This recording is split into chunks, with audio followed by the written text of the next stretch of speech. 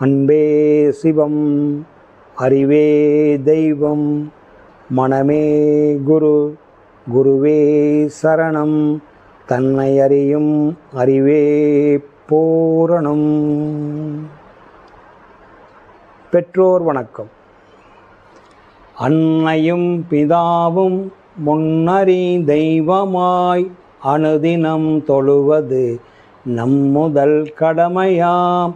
உமதருளால் குருகருள் பெறுவேனே, குருகருளால் உலகை அறிவேனே. மகரிஷிகளின் அருளொளி பெற எனக்கு குரு கொடுத்த தாயே தந்தையே, அன்னையும் பிதாவும் முன்னறி தெய்வமாய் அனுதினம் தொழுவது நம்முதல் கடமையாம். அன்னைக்கு வணக்கம், தந்தைக்கு வணக்கம், ஆசானுக்கு வணக்கம். இர்பால் மெய்யன்பர்களே, உங்கள் அனைவருக்கும் சித்தர் ஞான மார்க்கத்தின் சார்பாக வணக்கத்தையும் வாழ்த்துக்களையும் தெரிவித்துக் கொள்கிறேன். வாழ்க வளமுடன். இன்று பூரண பௌர்ணமி நாள். இன்று உபதேசம் பெற்றவர்களெல்லாம் பாக்கியசாலிகளே.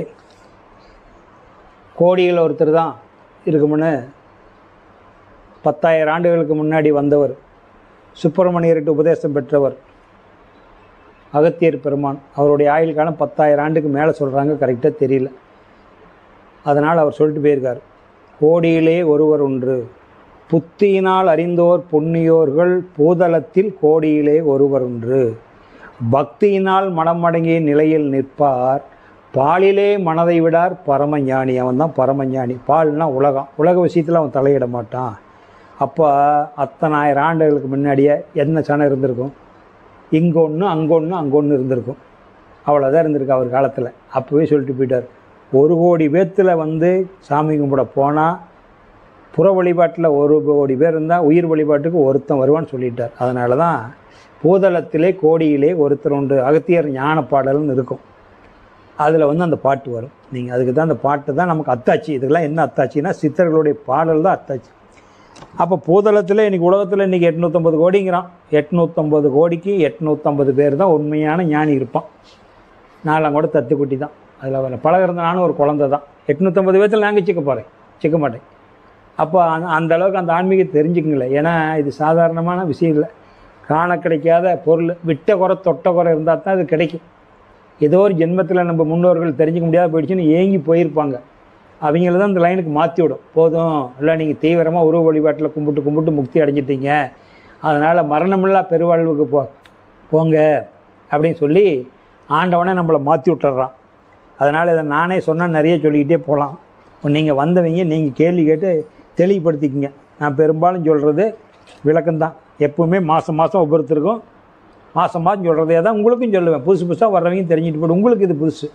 அதனால் ஒரு நேரில் ஸ்க்ரீனில் பார்த்துக்கிட்டு இருந்தவங்க நேரடியாக பார்க்குற போது உருவத்தை நான் இதே சப்ஜெக்டை நான் யூடியூப்பில் பேசி போட்டிருக்கிறேன், பார்த்துருப்பீங்க. அதை தான் உங்களுக்கு சொல்ல போகிறேன். ஆனால் அது நான் தான் பேசுகிறேன்னா இல்லையான்னு உங்களுக்கு டவுட்டாக கூட இருக்கலாம். கிராபிக்ஸ் பண்ணி கூட செய்யலாம். இப்போ நேரில் வந்திருக்கும்போது நீங்கள் நீ தெரிஞ்சுக்கலாம். ஒரு குறிப்பு வச்சுக்கிட்டோ சீட்டு வச்சுக்கிட்டோ நான் சொல்ல மாட்டேன். அந்த மாதிரி சொல்ல அது சொற்பொழிவாக போயிடும், பட்டிமன்றமாக போயிடும். அது நமக்கு தேவையில்லை. நான் என்ன அனுபவிச்சனோ, நான் என்ன பதிவு பண்ணணும், எனக்கு உள்ளேருந்து என்ன உதிக்குதோ அதைத்தான் நான் உங்களுக்கு சொல்லுவேன். அதனால் என் குருநாதர் சொல்லுவார், விளக்கினேன் விளங்கியே அப்படிம்பார். விளக்கினேன் விளங்கியே அப்படின்னு குருநாதர் அப்படின்னு என்ன அர்த்தம்னா, நான் விளங்கினதுக்கப்புறம் உங்களுக்கு அதை விளக்குறேன்னு சொல்லுவார். நான் மனப்பாடம் பண்ணி அனுபவித்து ருசி தெரிஞ்சதுக்கப்புறம் தான் உங்களுக்கு சொல்கிறேன். இல்லைன்னா புத்தகத்தை பார்த்து படிச்சுட்டு போயிட்டே இருக்கலாமே. அதனால் இதில் இருக்கிற எந்த வாக்கியத்தை கேட்டீங்களாலும் என் மனசுக்குள்ளே கிடக்கிறத உங்களுக்கு சொல்லுவேன். அதனால் இன்னொன்று காரணம் என்னென்னா, ஒருத்தருக்கு ஒருத்தர் வித்தியாசம் வருதுன்னு கூட நீங்கள் நினைக்கக்கூடாது. அறிவியல் மட்டும்தான் கன்ஃபார்ம் பண்ண முடியும். இங்கே ஒரு பொருள் கண்டுபிடிச்சா உலக நாடுகள் ஒத்துக்கும், அது அறிவியல். இது உளவியல். உங்கள் மனசுக்கு ஒன்று தோணும், என் மனசுக்கு ஒன்று தோணும். ஒரே குரலுக்கு 10 பேர் 10 விதமான விளக்கம் சொல்லுவாங்க.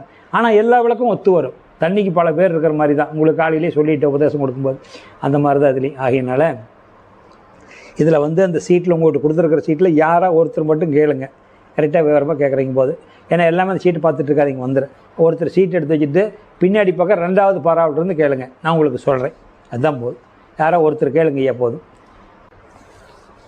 உடல் உயிர், உடல் கூட்டல் உயிர் கூட்டல் மனம் திருமாளிகை. ஆமாம்.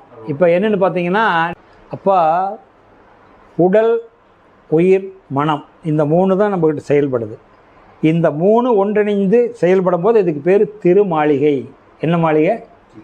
வள்ளல் பெருமாள் சொல்லியிருப்பார். வடலூர் போனீங்களா, வடலூர் சித்தி வளாக திருமாளிகைன்னு இருக்குது. அவர் முக்தி அடைஞ்ச இடம். மெயின் ரோட்டில் இருக்கிறது சத்திய ஞான சபை. வடலூரில் மெயின் ரோட்டில் இருக்கும்.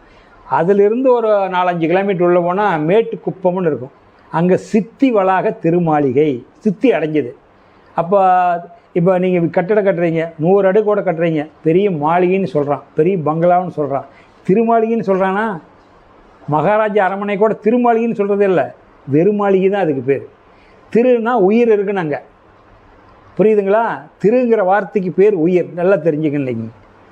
திருமதி, திருவாளர்னு போடுறாங்கள்ல, உயிருள்ள ஆள்னு அர்த்தம். திரு அப்படின்னா உயிர்னு பொருள், சித்தர்கள் சொல்கிறது.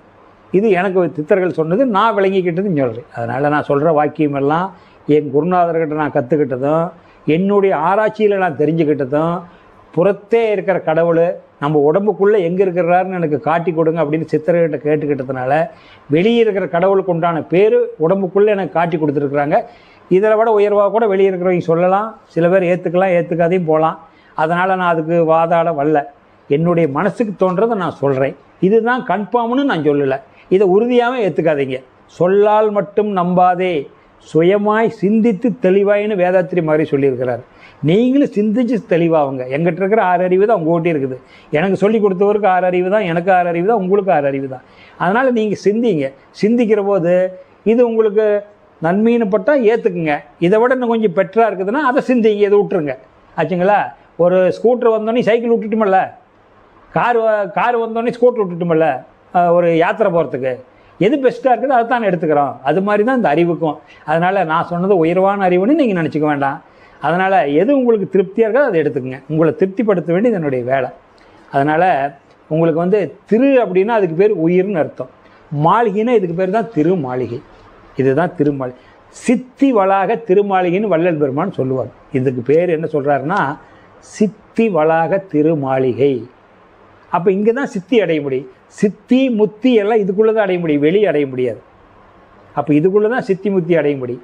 உங்களுக்குள்ளே நீங்கள் தான் அடைய முடியும். உபதேசங்கிறது நீங்கள் படிச்சிருக்கிற டிகிரி, இன்னொருத்தன் உங்களுடைய டிகிரி போக முடியாது. அதனால் நீங்கள் தான் அதை அனுபவிக்க முடியும். நீங்கள் தான் கஷ்டப்பட்டு படிக்கணும். நீங்கள் தானே இப்போ தேடிக்கிட்டு வந்திருக்கிறீங்க. அவ்வளோ தூரம் ஊட்டியிலேருந்து கஷ்டப்பட்டு, ஊட்டியில் இருந்தால் கோயம்புத்தூர் இருந்தால் எங்கெங்கேயே இருந்து சிரமப்பட்டு வந்திருக்கிறீங்க. அப்போ நீங்கள் தான் தெரிஞ்சுக்கணும். அப்போ திருன்னா இந்த 3க்கும் பேர். அகாரனா ஆன்மா, உகாரனா உடம்பு, மகாரனா உசுறு. இந்த 3 இருந்தால் தான் செயல்படும். ஆன்மா, உ உடம்பு, மா மனம், அகாரம். இதுதான் இந்த 3 அண்டத்தில் இருக்குது. அந்த அண்டத்தில் இருக்கிறது பிண்டத்துலேயும் வாங்க. அப்போ அண்டத்தில் இருக்கிறது பிண்டத்துக்கு எப்படி வந்துச்சுன்னு கேட்டால், போன மாதம் இப்படி தான் மகேந்திரன் கேட்டேன். நிறையா குறிச்சிக்கிட்டு வந்தோம்னார் கேள்வி. இந்த சப்ஜெக்ட் முடிஞ்சதுக்கப்புறம் கேள்வி பதில் நிகழ்ச்சியில் கம்முன்னு உட்காந்துக்கிட்டார். என்ன மகேந்திரானே? ஐயோ நான் நிறையா குறிச்சிட்டு வந்தாங்க ஐயா, எதுவுமே கேட்குறதுக்கு இல்லாத போயிடுச்சுங்களே, எல்லாமே உங்களதில் வந்துருச்சு, நான் என்னென்னு கேட்குறது அப்படின்ட்டு கேள்வி பதிலே அவர் எடுத்துக்கல. இன்னொரு அம்மா மெட்ராஸ்காரமாக தான் கேட்டாங்க போன மாதம். பார்த்தீங்களா தெரியும் கேள்வி பதில் போன மாதம். மகேந்திரன், நான் நினச்சிட்டு வந்ததெல்லாம் நீங்கள் சப்ஜெக்ட்லேயே சொல்லிட்டீங்க, நினச்சதுக்கு மேலே சொல்லிட்டீங்க, நான் கேட்குறதுக்கு ஒன்றுமே இல்லைங்க அப்படின்ட்டார். அதனால் உங்களுக்கே நான் சொல்லி முடிக்கிறதுக்குள்ளே ஒரு தெளிவு கிடைக்கலாம். அதனால் ஒன்றும் சமாச்சாரம் இல்லை. இறைவலை நான் பிரபஞ்சத்திலேருந்து வான்காந்தத்திலேருந்து வர்றதை நான் உங்களுக்கு வாங்கி கொடுக்குறேன். நான் ஒன்று அதனால் பெரிய அறிவாளியாக அதெல்லாம் ஒன்றும் கிடையாது, சாதாரண மனிதன் தான். நீங்கள் இன்றைக்கி தெரிஞ்சுக்கிறீங்க, நான் முன்னாடி தெரிஞ்சுக்கிட்டு உங்களுக்கு சொல்லித்தரேன். அதனால் வேறு ஒன்றுமே கிடையாது. ஆகையினால் என்னென்னு கேட்டிங்கன்னா, அந்த அகாரனா ஆன்மா, உகாரனா உடம்பு, மகாரனா மனசு. இது அண்டத்தில் உள்ளது பிண்டத்துலேயுமாங்க. மேலே விண்கலம் இருக்குது, அது அண்டம். கீழே மண்கலம் இருக்குது, இது பிண்டம். இந்த 2 இல்லைன்னா 3வது ஒன்று முளைக்காது. ஒன்றுலேருந்து ஒன்று உற்பத்தி ஆச்சுன்னு சொல்கிறது அது அறியாமல் நீங்கள் சிந்திச்சு பாருங்கள். ஒரு பொருள் என்றைக்கும் உற்பத்தி ஆகினதே இல்லை. ஒரு பொருள் இன்னொரு பொருள் உற்பத்தி பண்ண வரலாறே கிடையாது. நீங்களும் சிந்திச்சு பாருங்கள். ஒரு பொருள் உற்பத்தி பண்ணவே பண்ணாது. ஸ்டார்டிங்லேயே 2 பொருள் சேர்ந்து தான் ஒரு 3வது பொருள் உற்பத்தி பண்ணணும். அதனால தான் சிவமின்றி சக்தி இல்லை, சவமின்றி சக்தி இல்லைன்னு சொல்கிறது. உங்களுக்கு புரிகிற மாதிரியே சொல்லிகிட்டு இருக்கிறேன். இப்போ இந்த கதவை பார்க்குறீங்க, அந்த கதவு சக்தி. அது எதை நம்பி இருக்குது? நிலவல்லின்னா கதவு இருக்குமா? ஆனால் நிலவு அசைதா கதவு அசைதா? நில புரிஞ்சுங்க, நீங்கள் கூட வாங்க. நிலவு அசைதா கதவு அசைதா? அசையும் பொருள் சக்தி. நல்லா புரிஞ்சுக்கங்க, தெளிவோடு போகணும். எந்த பொருளெல்லாம் அசையுதோ அசையும் பொருள் சக்தி, அசையா பொருள் சிவம். ஆனால் அசையா பொருள் இல்லாத அசையும் பொருள் வேலை செய்யுமா? வேலை செய்யுங்களா? இப்போ பைக் ஓட்டிகிட்டு வந்தீங்க, நடுவாண்ட ஒரு ஆக்சுவலாக அச்சை சொருவரைங்கள, வண்டி பஞ்சர் ஆகிட்ட உருவரைங்கள, அது சுற்றுமா? சக்கரம் தானே சுற்றுது. ஆனால் அந்த அச்சு இல்லைன்னா அந்த சக்கரை சுற்றுமா? கட்டை வண்டி போகுதில்ல, கட்டை வண்டி நடுவாண்ட அச்சுன்னு சொல்லுவாங்க, அல்லது ராடுன்னு சொல்லுவாங்க. 2 பக்கம் 2 சக்கரை ஓடுது. அந்த சக்கரம் சுற்றுறதுக்காக ராடு இருந்தால் தானே சக்கரை சுத்தம். அந்த ராடு சிவம். எளிமையாக புரிஞ்சுக்கிறதுக்காக சொல்கிறேன், பெரிய தத்துவம் ஈஸியாக. அந்த ராடு சிவம், அந்த சக்கரம் சக்தி. ஆனால் சிவம் இல்லாத சக்தி சுத்துமா? இப்போ காரில் வந்தீங்க, காரில் அந்த வீல் மாட்டிருக்கிறீங்கள, முன்னாடி ஒரு ராடு பின்னாடி ஒரு ராடு இருக்குல்ல, ராடு சுற்றுதா? சுற்றலையில்ல, வீல் தானே சுற்றுது. ஆனால் ராடு இல்லைன்னா வீல் நிற்குமா? இப்போ இது அம்மா, இது அப்பா, சிவலிங்கம். ஈஸ்வரன் கோயிலில் போகிறீங்க, சிவலிங்கம், புரியுதுங்களாப்பா? லிங்க முத்ரா. இப்போ வெளியே தெரியுறது அம்மாவா அப்பாவா? வெளியே எது தெரியுது? வெளியே ரவுண்டு எது தெரியுது? வெளியே அம்மாவுக்குள்ளே தான் அப்பா இருக்கிறாரு. விளங்குதுங்களா? அம்மானுடைய உறுப்புக்குள்ளே அப்பா போயிடுறாரு. அதனால தான் உசுறு உள்ளே இருக்குது, உடம்பு வெளியே இருக்குது. அப்போ உசுரை யார் காட்டி கொடுப்பா? அம்மா தான் காட்டி கொடுப்பா. அம்மா தானே காட்டி கொடுப்பா. அப்போ நான் அம்மா சொல்லாத அப்போ நான் அடையாளம் தெரியுமா? தெரியாதில்ல. புரியுதுங்களா நான் சொல்கிறது? விளங்குதா? அப்போ அம்மா உடம்பு, அப்பா உயிர், இது பொதுவானது. அப்போ மகாவிஷ்ணு மனசாக இருக்கிறார். அப்போ உயிர் சிவம், உடம்பு சக்தி, மனசு மகாவிஷ்ணு. இதுக்கு அடையாளம் என்னன்னீங்கன்னா, வால்மீகி பெருமாள் பாட்டு ஒன்று இருக்கும். வால்மீகி பெருமாள் ராமாயணம் மட்டும்தான் நினச்சிக்கிட்டு இருக்கிறோம். அவர் இந்த தவத்துக்கு, இந்த யோகத்துக்கு, யோக சுஸ்திரத்துக்கு ஒரு 16 பாட்டு கொடுத்துருக்காரு, தத்துவ பாட்டு கொடுத்துருக்காரு. வால்மீகி பெருமாள்னு போட்டிங்களா நெட்டில் வரும், ஒரு 16 பாட்டு கொடுத்துருப்பார். ராமாயணம் மட்டும்தான் அவரது நிறைய பார்ப்பாங்க. ஆன்மீக பாடலும் கொடுத்துருக்கிறாரு. அந்த பாடலில் ஒரு 100 பாட்டு, சித்தர் பாட்டையே ஒரு 100 பாட்டு படிக்கிறதுக்கு சரி, இந்த ஒரு பாட்டு படிக்கிறதுக்கு சரி, அதில் அவ்வளோ விஷயம் இருக்குது சொல்லியிருப்பார் அவர். 16 வரி அவர் வர்ணிக்கிறார் பிரபஞ்சத்தை. இருள் வெளியாய் நின்ற சிவன் பாதம் போற்றி அப்படின்னு தொடங்குறாரு. இருளும் வெளியுமாய் நின்ற, இருளுக்கும் அந்த இருள் எங்கே இருக்குதுன்னு கேட்டால் வெளி, இருளையும் வெளியும் பிரிக்க முடியுமா? பிரிக்க முடியுங்களா? பிரிக்க முடியாது. அதனால தான் 2லிருந்து 2 வராது. ஒன்று சுற்றுனா ஒன்று நாதுங்கிறது சுத்திரத்தை பற்றி நினச்சிக்குவீங்க. அந்த சுத்திரத்துக்கு ஒரு பேச வேணுமில்ல? புரியுதுங்களாங்க? விளங்குதா? இப்போ ஒரு பொருள் சுற்றுனா ஒரு பொருள் உற்பத்தி ஆகுங்கிறத நீங்கள் நினச்சிட்டு இருப்பீங்க. ஆனால் சுத்திரத்துக்கு பேச இல்லாத ஒன்று சுற்ற முடியுமா? புரியுதுங்களா? விளங்குதா? அதனால தான் ஒரு பொருள் ஸ்டார்டிங்லேயே 2 பொருளோடு தான் 3வது பொருள் வருது. அப்போ அந்த சிவனும் சக்தி இணையாத அங்கே முருகன் வரமாட்டான். முருகன் தான் அவங்க கண்ணுக்கு தெரிவான், சிவனும் சக்தியும் தெரிய மாட்டான். புரியுதுங்களா? அப்போ 2 பொருள் சேர்ந்து தான் ஒரு பொருள் வருதோ இல்லையே, ஒரு பொருளிலிருந்து ஒரு பொருள் வராது. அது அறியாமல், அறிஞ்சிக்கிற போது நீங்கள் தெரிஞ்சுக்குவீங்க. ஸ்டார்டிங்லேயே 2 பொருள் இருந்தால் ஒரு பொருள் வருது. அப்போ என்னென்னு கேட்டிங்கன்னா, இருள் வெளியாய் நின்ற சிவன் பாதம் போற்றி எழுத்ததன் விவரத்தை விளக்கி சொல். எழுத்துன்னு சொல்கிறார். இந்த இடத்துல உருவத்தை கொடுக்கல. நான் சொல்கிறது பூரா கடவுளுடைய பேர் தான், வெளித்தோற்றத்தில் இருக்கிற கடவுளுடைய பேர் தான். ஆனால் பூரா அருவமான விஷயத்தை நான் சொல்லிகிட்டு இருக்கிறேன். ஆனால் பேர் பூரா கடவுள் பேர். இதெல்லாம் இந்த கடவுள் பூரா உங்களுக்கு உள்ளே காட்ட போகிறேன். சித்தர்கள் காட்டியிருக்கிறாங்க, நீங்கள் உள்ளே தான் கவனிச்சுக்கணும். நான் எந்த இடத்துல எந்த கடவுள் பேர் சொன்னாலும் புறத்தை பார்த்த கடவுள் ஞாபகத்துக்கு வரும். அதெல்லாம் அப்படியே இருக்கட்டும், தவறில்லை. எல்லா வழிபாடு சிறந்த வழிபாடு, உயர்ந்த வழிபாடு, வழிபாட்டில் தவறில்லை. அடுத்த லெவலுக்கு நம்ம போகிறோம், அவ்வளோதான் ஒழிய நம்ம அடுத்த லெவலுக்கு போகிறோம். தொடக்க கல்வி, உயர்நிலை, மேல்நிலை, காலேஜ் இருக்கிற மாதிரி ஆன்மீகத்தில் அடுத்த லெவலுக்கு போகிறோம். மற்றபடி எல்லா வழிபாடு உயர்ந்த வழிபாடு, சிறந்த வழிபாடு. அது சொல்கிறேன் கடைசியாக உங்களுக்கு. அப்போ என்னென்னு கேட்டிங்களா, அவர் அதனால தான் எழுத்துங்கிறார் அந்த இடத்துல. இருள் வெளியாய் நின்ற சிவன் பாதம் போற்றி எழுத்ததன் விவரத்தை விளக்கி சொல்வேன். அரு உருவாய் நின்றது எதுவே அதுவே எழுந்ததாகும். நல்லா புரிஞ்சுக்கணும், மொல்லவே சொல்கிறேன். அரு உருவாய் நின்றது எதுவே அதுவே எழுந்ததாகும். ஆதி அண்ட பிண்டம் அதுவே ஆகும். திரு உருவாய், திருனா உயிர், அது உயிர் அந்த திரு உருவம் எடுக்குது. திரு உருவாய் ரவி மதியாய் நின்ற ரூபம். திரு உருவாய், திரு உருவே ரவி மதியாய் நின்ற ரூபம். ரவினா சூரியன், மதினா சந்திரன். புரிஞ்சுக்கிறீங்களா? அதை உற்பத்தி பண்ணினது அதாப்பாங்கிறார். நல்ல கூடவே வாங்க. அப்போ அந்த திரு தான் சூரியன் உற்பத்தி பண்ணிச்சு, சந்திரன் உற்பத்தி பண்ணிச்சு. திரு உருவாய் ரவிமதியாய் நின்ற ரூபம். அடுத்தது வரார், சிவசக்தி திருமாலின் ரூபமாகும். இப்போ வந்துட்டாரா? அந்த சிவன் சக்தி திருமால் ரூபமும் அதுதானப்பா. சிவனாக வந்தது அதுதான், சக்தியாக வந்தது அதுதான், திருமாலாக வந்தது அதுதான். அந்த வெளிதான், வெட்ட வெளிதான் அப்படிங்கிறார். அப்போ திரு உருவாய் ரவிமதியாய் நின்ற ரூபம் சிவசக்தி திருமாலின் ரூபமாகும். அப்போ வரு உருவம் சிவசக்தி வடிவமாகும். சிவசக்தி வரு உருவம் சிவசக்தி வடிவம். எந்த ஒரு தாவரமாக இருந்தாலும், எந்த மானிடராக இருந்தாலும் சிவசக்தியினுடைய உருவம் இல்லாத ஒரு உருவம் படைக்க முடியாது. ஒரு விதையை போட்டிங்களா அதை முட்டிக்கிட்டு மேலே வரும், ரெண்டாக வெடிக்கும். குச்சி நேராக வரும், ரெண்டாக வெடிக்கும். சக்தி சிவம், அப்பா அம்மா. புரியுதுங்களா? நேரடியாக ஒத்தையோடு வருதா? ரெண்டு வெடிக்குதில்ல. அந்த விதை வெடிச்சதுனாவே அப்பனும் அம்மானு பிறந்தா தானே வர முடியும். அப்போ அதனால தான் சொல்கிறார், சிவசக்தி திருவாளின் ரூபமாகவும் வரு உருவம் சிவசக்தி வடிவமாகும். வந்ததிலும் போனதிலும் மனதிவை, வந்ததும் போனதும் வாசியாகும். மூச்சு வெளியே வந்தது போச்சு, வந்தது போச்சு, வந்ததும் போனதும். நீ உசுராக இருக்கிறதுக்கு வந்தது இதுதான், உன்னை விட்டுட்டு போனது அதுதான். மூச்சு இருக்கிற வரைக்கும் பேசுகிற, மூச்சு போனால் டெத்து. இப்போ வந்ததும் வாசி, போனதும் வாசி. வந்ததும் போனதும் வாசியாகும். வானில் வரும் ரவிமதியும் வாசியாகும். வானில் வரும் ரவிமதி சூரிய சந்திரனும் காத்து நாளான உருண்டதாப்பாங்கிறார். வானில் வரும் ரவிமதியும் வாசியாகும். சிந்தை தெளிந்திருப்பவனே சித்தன். ஜெகமெல்லாம் சிவமென்று, எல்லாமே சிவமயம். ஜெகமெல்லாம் சிவமென்று அறிந்தோனே சித்தன். நந்தி என்ற வாகனமே ஸ்தூல தேகம். நந்தி என்ற நந்தினா உடம்பு, புரியுதுங்களா? நந்தி என்ற வாகனமே ஸ்தூலா அணுக்களான தேகம். புரியுதுங்களா நான் சொல்கிறது? நந்தி என்ற வாகனமே ஸ்தூல தேகம். நான் முகம் கண்மூக்கு செவியாகும். 5 போதம் அங்கிட்டு இருக்குது, பஞ்சபோதம்.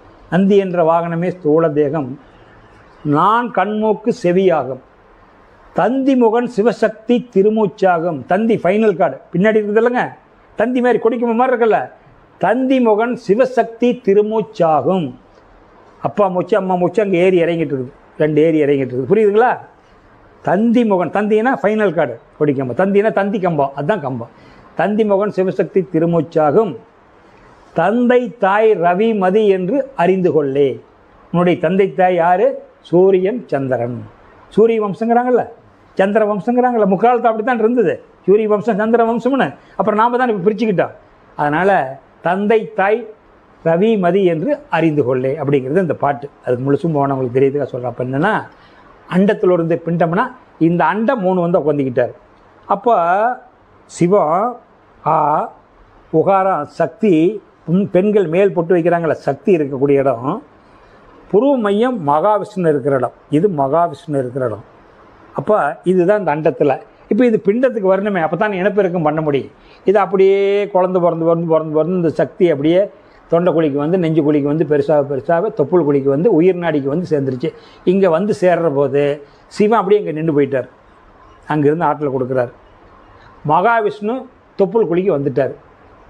சக்தி இடுப்புக்கு போயிட்டான். இடுப்புக்கு சக்தி வேணுமல்ல, இடுப்புக்கு போயிட்டான். இதுதான் அகாரம், அண்ணாமலை, உகாரம், இடுப்பில் இருக்கிற சக்தி உண்ணாமலை, மகாவரம், தொப்புள் குழியில் இருக்கிற சக்தி மகாவிஷ்ணு. இதுதான் அகாரம், உகாரம், மகாரம். இந்த 3ம் ஒன்றிணைந்தது திருமாளிகை. இந்த உடம்புக்கு பேர் தான் திருமாளிகை. அடுத்து என்ன போட்டிருக்குங்க? பஞ்சபோதங்களா?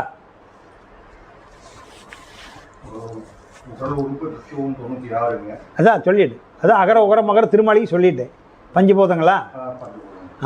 இந்த உடல் உறுப்பு தத்துவம் அந்த 96 வந்துடும். நான் சொல்லி முடிக்கிறதுக்குள்ளே 96 தத்துவம் உங்களுக்கு வந்துடும். ஸ்டார்ட்டு வந்து பஞ்சபோதம். அப்போ இந்த பிரபஞ்சத்துக்கு வந்து பஞ்சபோதம். இப்போ நான் சொல்கிறத வாங்கிக்கிங்க, அதை வச்சுருங்க. போதும், இன்னும் ஒரு 5 நிமிஷம் 10 நிமிஷம் ஆகும்.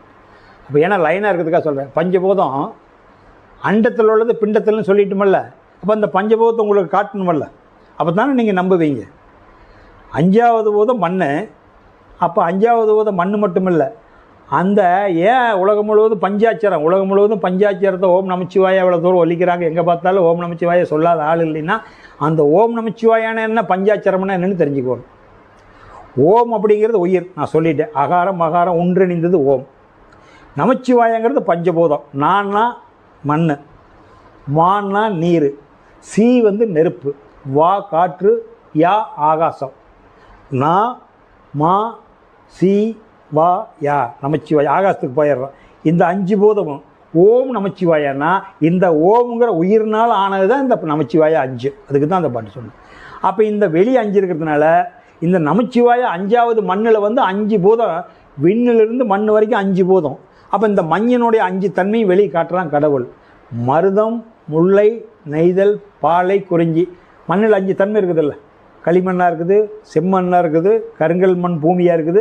ஒரு பூமியில் லேட்டாக முளைக்குது, ஒன்று உடனே முளைக்குது. 5 ஒரே மாதிரி மண் இருந்தால் உலகத்தில் மக்கள் புழங்க முடியுமா?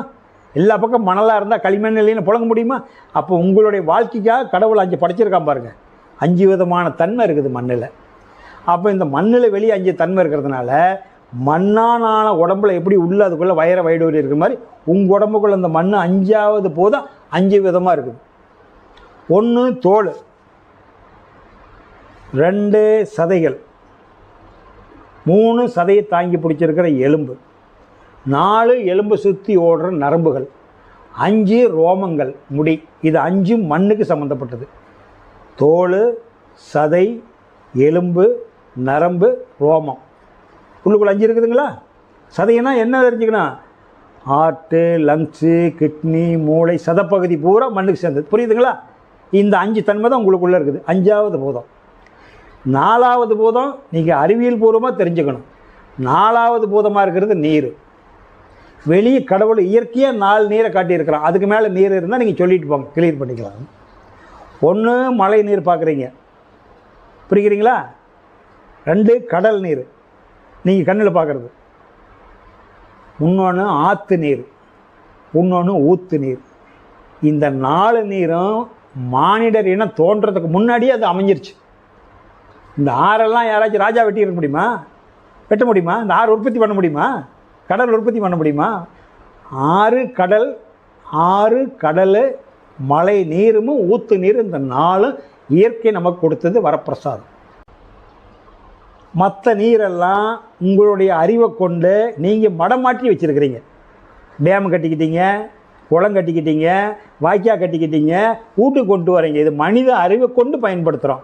இயற்கையாக இறைவன் காட்டி கொடுத்த நீர் 4: கடல் நீர், மழை நீர், ஆற்று நீர், பக்கத்துலேயே ஊற்று நீர். அந்த ஊற்று நீர் வத்தாட வந்துக்கிட்டே இருக்கு தெரியுமா? ஒரு கல்குவாரிகளோடு வருமில்ல. இந்த 4வது பூதம் நீர். ஆனால் 4 தன்மையும் காட்டுறான் பாருங்கள். நீங்கள் ஏன் சொல்கிறேன்னு 4வது பூதம் நீர்னு சொல்லிட்டு போயிடலாம். ஆனால் அதில் 4 தன்மை உங்களுக்கு காட்டணும். புரியுதுங்களா? அப்போ தான் இறைவன் மேலே நம்பிக்கை வரும், இயற்கை மேலே. அப்போ வெளியே 4வது பூதத்துக்கு, வெளியே 4வது பூதத்துக்கு நாம் 4 பொருளை காமிச்சிட்டோம். அதே மாதிரி அந்த 4 பொருள் நமக்குள்ளே இருக்கணும் இல்லைங்க. அந்த 4 பொருள்: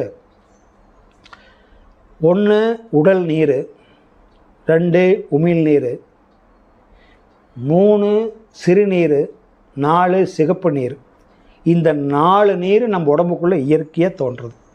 அப்போ பஞ்சாட்சரத்தில் 4வது இடத்துல இருக்குது நீர். அப்போ வெளியே 4 நீர் உங்கள்கிட்ட காமிச்சிட்டேன் ஏற்கனவே. நீங்கள் பார்க்குறது இறைவனாக காட்டி கொடுக்குறது மழை நீர், கடல் நீர், ஆற்று நீர், ஊற்று நீர். இந்த ஊற்று நீருக்கு மேலே எதுவும் இல்லை. மற்ற நீரெல்லாம் மனிதனுடைய அறிவை கொண்டு நாம் வடிவமைச்சது. கடல், ஆறு, அது உலகம் தோன்றதுக்கு முன்னாடி வடிவமைச்சுக்கிட்டு, அது நீர்வழி பாதை. டேம் கட்டுறது, குளம் கொட்டை வீட்டுக்கு கொண்டு வரதெல்லாம் மனிதனுடைய அறிவு கொண்டு செஞ்சுக்கிட்டு. அப்போ இயற்கையாக காட்டி கொடுத்தது 4 நீர். 4வது பூதத்தில் 4 நீர் இறைவன் காட்டி கொடுத்தது: கடல் நீர், மழை நீர், ஆற்று நீர், ஊற்று நீர். இந்த 6 போது பார்த்தீங்களா?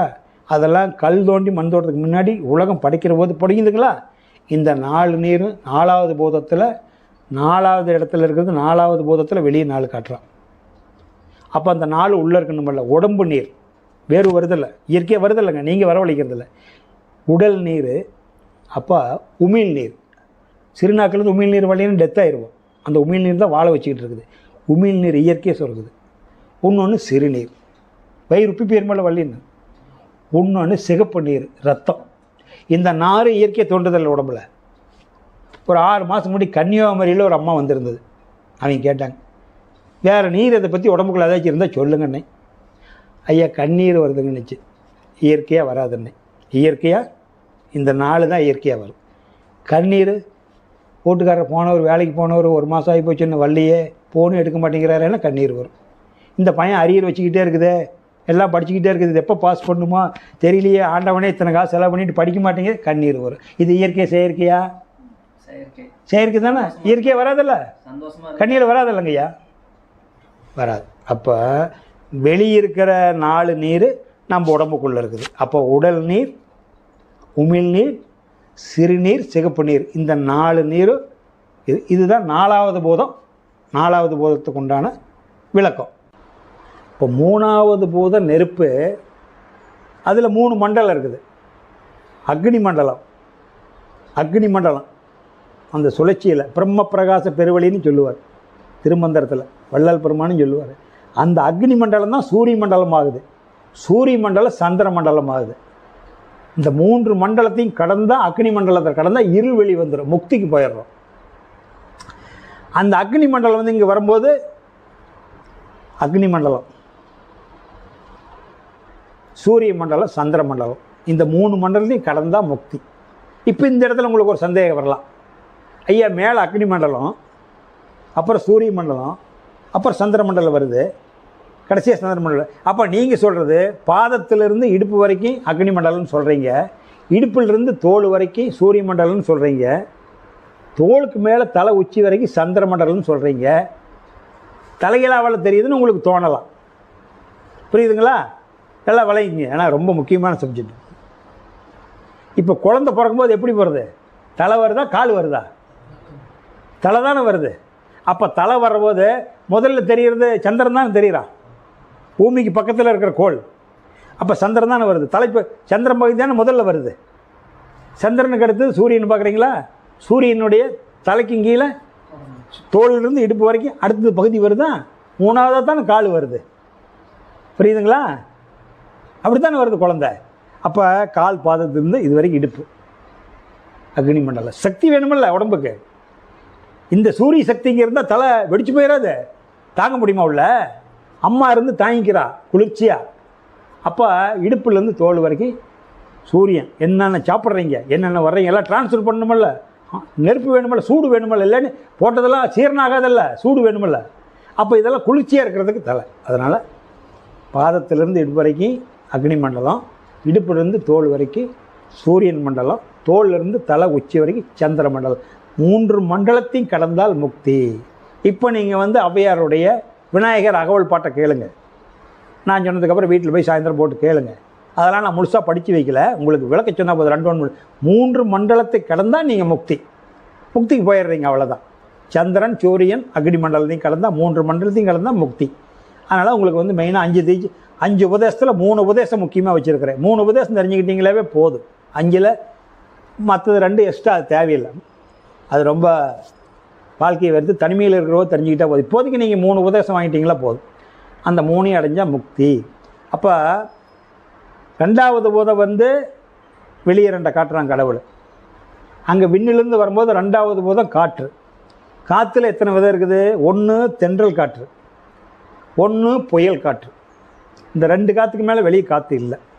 தென்றல் காற்றுங்கிறது இப்போ இயல்பாக நீங்கள் சுவாச்சிக்கிட்டு இருக்கிறீங்க, போகுது வருது, மரஞ்செடி கொடியெல்லாம் ஆடுது. தென்றல் காற்று.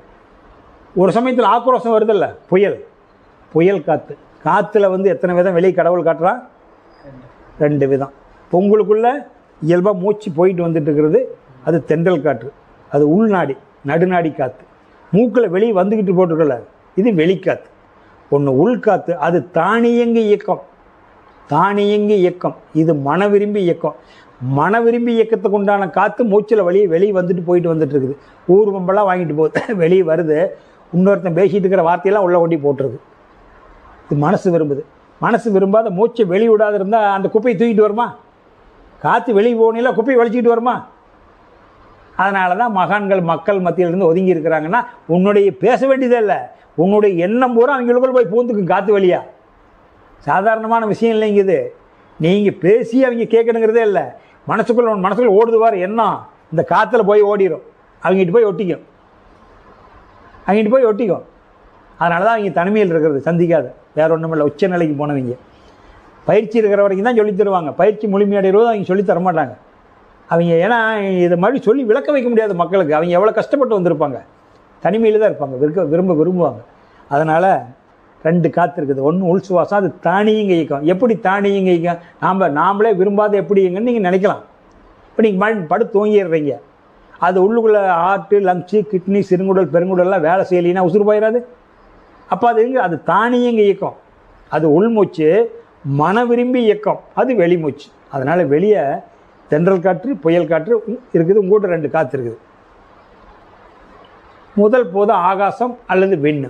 ஆகாசம் அல்லது விண்ணு. அந்த ஆகாசம் ஒன்று தான். ஆகாசத்தை யாராவது அளக்க முடியுங்களா? அளக்க முடியாது. ஏன்னா தியானத்தில் ஏன் நிற்க மாட்டேங்குது? மனம் நிற்கலைன்னா நிற்காது. கஷ்டப்படணும், ரொம்ப கஷ்டப்படணும். அப்போ ஆகாசத்தை அளக்க முடியாது. இப்போ நீங்கள் மண்ணையும் பார்த்துட்டீங்க ஓரளவு கண்ணில், நீரையும் பார்த்துட்டீங்க. நீரை நீங்கள் ஒரு வட்டம் கட்டி குளத்தில் பார்க்கலாம், மண்ணையும் வட்டம் கட்டி பார்க்கலாம், நீரையும் வட்டம் கட்டி பார்க்கலாம். நெருப்பையும் பார்த்துறீங்க. ஒரு குட்டானா போட்டு கூட, ஒரு குட்டானா குமிச்சு கூட நெருப்பு எரிச்சிட்டு, நெருப்பு ஒரு வட்டத்துக்குள்ளே நெருப்பு கூட எரிவிட்டு பார்க்கலாம். ஆனால் இந்த காற்றை நீங்கள் ஏதாவது ஒரு வட்டம் கட்டி பிடிக்க முடியுமா? பஞ்சபூதத்தில் மண்ணை ஒரு மண் ஒரு 3000 அடி சோதனை பண்ணி கூட அந்த மண்ணை கட் பண்ணி காட்டலாம். அது அதாவது ஏகம் முழுவதும் பிரபஞ்சம் முழுவதும் பிளாட்டு நிறைஞ்சிருந்தாலுமே கூட நீங்கள் அதை கட் பண்ணி காட்டலாம். உலகம் முழுவதும் கடல் இருந்தால் கூட அந்த தண்ணி ஒரு குளம் வரல, ஒரு 10க்கு 10 குளத்தை வெட்டி அந்த குளத்தில் நீங்கள் நீச்சல் குளத்தில் தண்ணி கட் பண்ணி காட்டலாம். நீர் எல்லா பக்கம் வெப்பம் முழுவதும் வெப்பம், எல்லா பக்கம் வெப்பம் இருந்தால் கூட அந்த வெப்பத்தை ஒரு இடத்துல நீங்கள் குமிச்சு காட்டலாம். நெருப்பு வச்சு எரி விடலாமல்ல. ஆனால் காற்றை குமிச்சு காட்ட முடியுங்களா மனித அறிவு கொண்டு? ஆனால் காற்றை உணர்ந்துக்கிறீங்கல்ல, காற்று இருக்குதுன்னு உணர்ந்துக்கிறீங்கல்ல, அதை கூட உணர்ந்துக்கிறீங்க. ஆனால் ஆகாசத்தை காற்றை விட பல 100 மடங்கு நேர்மையான அணுக்கள் உடையது. அதை அறிய முடியுமா? அறிய முடியுங்களா? அப்போ உங்களுடைய மனசை அளக்க முடியுமா? மத்தியானம் 12 மணிக்கு வந்துடுறேன்ட்டு சொன்னனே, ஒருத்தர் வந்துடுவார், தேடிக்கிட்டு இருப்பார். ஐயா வேறு பயிற்சி நடத்திட்டு இருக்கிறாரு, எந்நேரம் போகிறது, நான் 1 மணிக்கு வரேன்னு அவங்கள்ட்ட உத்தரவாதம் கொடுத்துட்டேனே, லோடு இறங்கிருமே, சிமெண்ட்டுக்காரன் வந்துடுவான், கம்பிக்காரன் வந்துடுவான், என்னடா பண்ணுறது அப்படின்னு இங்கே பயிற்சி கேட்டுக்கிட்டு இருப்பீங்க. மனசு எங்கே போயிடுச்சு? ஊட்டிக்கு போயிடுச்சா? அப்போ அந்த மனசை உங்களால் பிடிச்சி வைக்க முடியுமா? நான் தியானம் பண்ணுறேங்க ஐயா, மனசே நிற்கலைங்க. எப்படி நிற்காது. ஆகாசமே மனமாக இருக்குது. மனசு எதுவாக இருக்குது? ஆகாசமே உங்கள்கிட்ட மனமாக இருக்குது. ஆகாசத்தினுடைய அழுத்தம் என்னைக்கு குறையுதோ அவன் கோமா ஸ்டேஜுக்கு வந்துடுவான். ஆகாசமே மனமாக இருக்கிறதுனால மனதை அளக்க முடியாது. ஆனால் அறிஞ்சிக்கலாம். மனதை அளந்தார் இல்லை, அறிந்து கொள்ளலாம். உடலுக்கு 9 வாசல், மனதுக்கு 80 வாசல்னு பாட்டுக்காக பாடியிருக்கிறான். அது 8000 வாசல் இருக்குது. எல்லா பக்கம் முட்டிக்கிட்டு ஓடும்.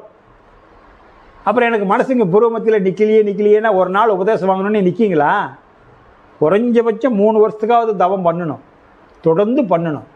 அப்போ தான் இந்த இடத்துல அந்த மனசு சரி இவர் தவம் பண்ண போயிட்டாரு, நம்ம மனசு மனசுக்கு வேலை கொடுக்க மாட்டேங்கிறார், கடந்து போயிடுறாரு அப்படின்னு அப்போ தான் உங்களுக்கு அது படியும். அன்ன வரைக்கும் படியாது.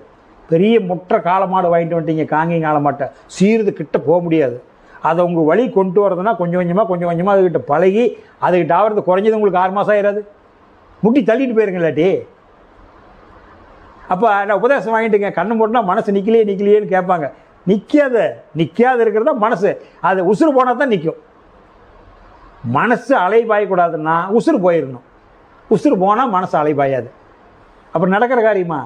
அப்போ அதோடு தான் என்னைக்கு கடல் அலை நிற்கிறது, என்னைக்கு மீன் பிடிக்க போகிறது? கடல் அலை நிற்கிறது எப்போ, மீன் பிடிக்க போகிறது எப்போ? வாழ்நாள் முழுதும் போக முடியாது. போக முடியுங்களா? 24 ஹவர்ஸ் கடல் அலை ஓயிட்டே தான் இருக்கும். அதுக்குள்ளே தான் போய் மீன் பிடிக்கிறான். அப்படி தான் மனசு அலைபாஞ்சிக்கிட்டே தான் இருக்கும். அந்த அலைவாயத்துக்குள்ளே போய் புகுந்து நாம் வென்று வரணும். நான் தவம் பண்ணுறேன், நீ என்ன தூண்டுனாலும் நான் வேலை கொடுக்க மாட்டேன், இப்போ எந்திரிச்சு போக மாட்டேன். யார் ஃப்ரெண்டு கண்ணுக்கு முன்னாடி நின்னாலும், தொழிலதிபர் வந்து நின்னாலும், செல்வந்தர் நின்னாலும் நான் அவங்கள சந்திக்க மாட்டேன். இப்போ நான் தவம் பண்ணுறேன். என்ன பண்ணாலும் மனமே நான் இந்த அரை மணி நேரம் இந்த ஸ்பாட் விட்டு எந்திரிக்க மாட்டேன் அப்படிங்கிற நீங்கள் சங்கல்பம் பண்ணி உட்காந்தீங்களா, ஒரு 10 நாள் 15 நாளைக்கு ஆட்டம் கட்டும். அப்புறமா இது இவகிட்ட போய் நின்று விளைய இந்த ஆள் நம்மளை கவனிக்க மாட்டேங்கிறான், மரியாதை கொடுக்க மாட்டேங்கிறான் அப்படின்னு தோற போயிடும். அப்புறம் அது நினப்பு வராது, வரவே வராது, மறைஞ்சு போயிடும். அதாவது அப்போ அந்த மனமே ஆகாசம் ஒன்று அவங்களுக்குள்ள மனமாக இருக்குது. உங்களுக்கு இதுதான் பஞ்சாட்சரத்தினுடைய 5 பூதங்கள். பஞ்சாட்சரம்னா பஞ்சமனா 5, சரமனா கோர்வையாக இருக்குது. ஒரு கடுவு எடுத்தால் கூட கடுவில் பஞ்சபோத தன்மை இருக்குது. ஒரு திங்கிற சாப்பாட்டு எடுத்தீங்கன்னா கூட சாப்பாட்டில் பஞ்சபோத கூட்டு இல்லாத உலகத்தில் எந்த சடப்பொருளும் கிடையாதுங்க ஐயா, எந்த உயிர் பொருளும் கிடையாதுங்க ஐயா. ஒரு சாப்பாட்டு எடுக்கிறீங்க, அது தானியம் மண்ணால் ஆனது. அதை பேஞ்சிங்களா கையில் வசவசன்னு விட்டுறது, மண் மாதிரி. மண்ணுக்கு அடையாளமாக அந்த சாப்பாடு, நீருக்கு அடையாளமாக அந்த சாப்பாட்டுக்கு வேக வைக்கிற ஒரு தண்ணி, நெருப்புக்கு அடையாளமாக வேக வைக்கிற நெருப்பு, காற்றுக்கு அடையாளமாக அதை உணர வைக்கிற காற்று. ஆச்சா, இந்த காற்றை சுழல வைக்கிறதுக்கு அணுவாக இருக்கிறது ஆகாசம், நாளுக்கு மூலமாக இருக்குது. அப்போ பஞ்சபோதம் இல்லாத ஒரு சாப்பாட்டில் கூட கிடையாது. இதிலேருந்து நீங்கள் புரிஞ்சுக்கலாம். எளிமையாக இருக்கிறதுக்காக சொன்னேன். ஒரு டீ சாப்பிட்றதுலேருந்து குழம்புலேருந்து எந்த பொருளாக இருந்தாலும் ஒவ்வொரு பொருள்லையும் பஞ்சபோத கூட்டு இருக்குது. வீதாச்சல வித்தியாசமாக இருக்குது, ஒரு செங்கல் எடுத்துக்கிட்டிங்களா கூட பஞ்சபோத கூட்டு இல்லாத செங்கல் தயாரிக்க முடியாது. அதில் மண் இருக்குது, அதில் நீர் இருக்குது, அதை சூடு பண்ணுறதுக்கு நெருப்பு போடுறீங்க, அப்புறம் உணர்த்துறதுக்கு காற்று வருது, எல்லாத்துக்கும் ஆகாச தொகுல் அதில் படிஞ்சு இருக்குது. இப்படி எந்த பொருளும் ஒன்றா நான் சொல்ல வேண்டியதில்லை, நீங்கள் புரிஞ்சுக்குவீங்க. அப்போ அதனால தான் அண்டத்தில் உள்ளது பிண்டத்தில்லைன்னு சொல்லிட்டான். அப்போ என்னென்னு கேட்டிங்களா, இந்த பஞ்சபூதம் 5 பூதம் நமக்குள்ளே இருக்குது, வெளியே இருக்கிற 5 பூதம் உங்களுக்குள்ளே இருக்குது. அதனால் இதுதான் 5 பூதம் நவகோள்கள். இந்த 5 பூதத்துக்கு அடையாளமாக மக்கள் 5 பூதத்தை இப்படி உடம்புல தியானம் பண்ணி ஒரு குருமார்கள் அடைஞ்சு என்றைக்கிட விவரம் தெரிஞ்சுக்க போகிறாங்க. அறியாமல் இருக்கிறவங்களுக்கு மக்களை நல்வழி கொண்டு வரணுங்கிறதுக்காக பெரியோர்களால் ஏற்படுத்தி வச்ச ஒரு கட்டமைப்பு தான் பஞ்சபோத ஸ்தலங்கள் நமக்கு வச்சுருக்கிறாங்க. பஞ்சபோத ஸ்தலங்களுக்கு இது அடையாளமாக அதை கும்பிடு, இதெல்லாம் நமக்குள்ளே இருக்குதுங்கிறதுனால இதை வெளியே நமக்கு 5 பூத ஸ்தலங்களுக்கு காமிச்சாங்க. அப்புறம் காஞ்சிபுரம்னா ஏகாம்பரேஸ்வரநாதர், மண்ணுக்கு அடையாளமாக ஏகாம்பரேஸ்வரர்.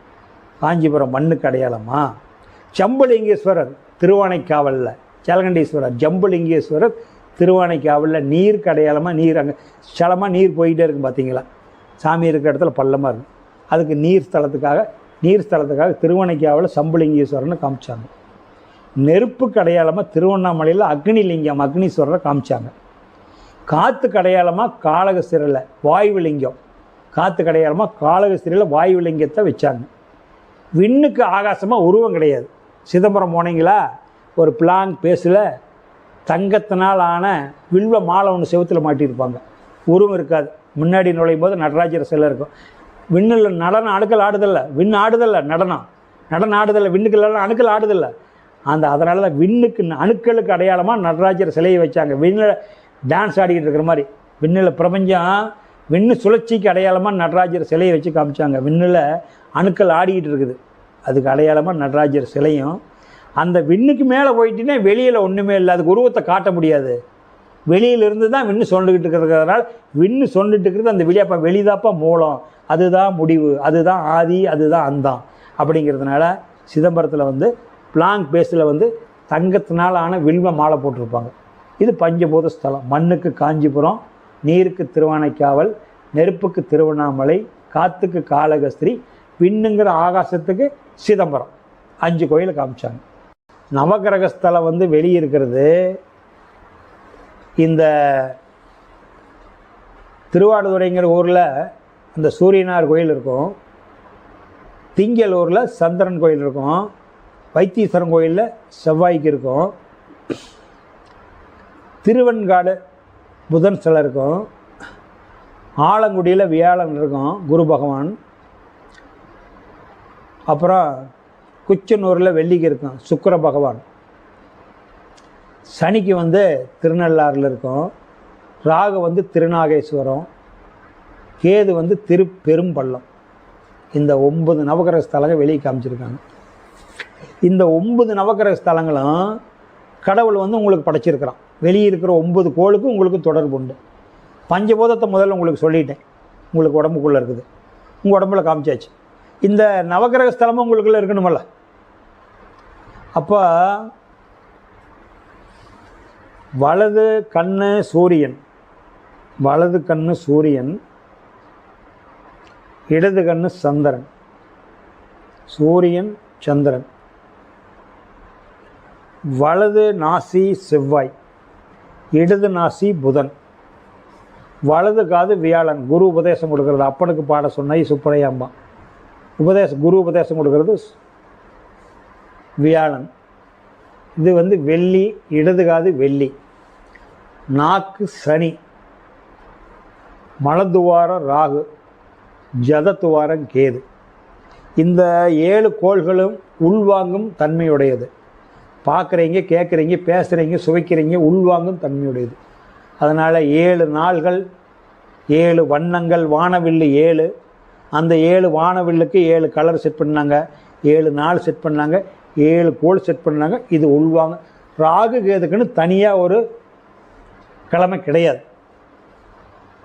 சூரியன்னா ஞாயிற்றுக்கிழமை ஆச்சுங்களா, திங்கள்னா சந்திரன், செவ்வாய்னா செவ்வாய், புதன்னா புதன், வியாழன் குரு, வெள்ளி வந்து சுக்கிரன், சனி சனி பகவானுக்கு. ராகுதுக்கு எங்கே நாள் இருக்குது? கிடையாது. அதனால தான் ஞாயிற்றுக்கிழமை சூரியனுடைய மறைஞ்சால் ராகுது வந்துடும், இருளாயிரும். இருள் வந்தால் ராகு, வெளிச்சம் வந்தால் சூரியன். இவ்வளோதான் அது சொல்கிறது. சாயா கிரகம்னு சொல்லுவாங்க. அதான் சூரியனுக்கு பக்கத்தில் 2 பக்கம் சாயா கிரகம்னு வச்சுருப்பாங்க. எப்போ எந்த கோயிலுக்கு போனீங்களா? அப்போ என்னென்னா ராகுதுக்குன்னு தனிப்பட்ட நிறமோ தனிப்பட்ட இதாக கிடையாது. இருளில் வந்து ராகுதுன்னா இருள் தான். அது என்ன, கிளாக் வைஸாக சுற்றுறது. இது வந்து ஆன்டி கிளாக் வைஸ், உள் வாங்கிக்குது, சுற்றுறது. நெட்டு டைட்டு வச்சா வீல் டைட் ஆகிடுது, நெட்டை ரிவர்ஸில் சுற்றினா வீல் கலண்டுக்கும். அப்போ இதை 7 உள் வாங்குறது. நீங்கள் காலையிலேருந்து சாப்பிட்றது பூரா வயிற்றுலேயே இருந்ததுன்னா வயிறு வெடிச்சு போயிடாது. அல்லது வயிற்றுலேயே இருந்தால் வெடிக்கலின்னா கூட ஒருக்கா சாப்பிட்டு வயிறு ஃபுல்லாகிட்டா ஒரு வருஷத்துக்கு ஒருக்கா பசி எடுக்கலின்னு வைங்க. பசி எடுக்கலின்னா நீங்கள் நல்லா இருப்பீங்கல்ல, செலவே இல்லையல்ல.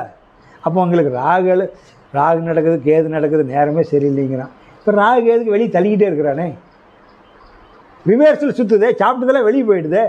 அது ஆன்டி கிளாக் வைஸில் சுற்றுதில்ல, பசி எடுத்துருதில்ல, பசி எடுத்துறதில்ல பொழுதுனிக்கு. புரியுதுங்களா? இது ராகு கேது கீழே இருக்குது 2, மொத்தம் வந்து 9 கோள்கள். புரியுதுங்களா? இதுதான் பஞ்சபூதம் உங்களுக்குள்ளே இருக்குது, நவக்கோள்களும் உங்களுக்குள்ளே இருக்குது. அடுத்து என்ன போட்டிருக்குங்க?